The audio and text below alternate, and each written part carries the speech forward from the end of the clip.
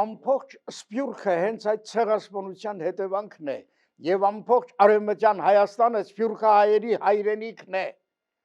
մեր հայրենիքն է, որ հիմա բռնազավթվել է թշնամու կողմից, թե ինչ ուժեր են դրան նպաստել, քաղաքական ինչ նկրտումներով են արել եւ հիմա ինչ են անում, ինձ բոլորովին էլ չի հետաքրում, իմ մարդկային մի կյանքի տևողությամբ ժամանակը ես պիտի ապրեմ արժանավայել ձևով, քո անմահ թրին պատյան կդարձնենք միայն արծաթյա ձյունը Մասիսի, միակ պատյանը հայոց թրերի, միայն Մասիսն է իղձը դարերի,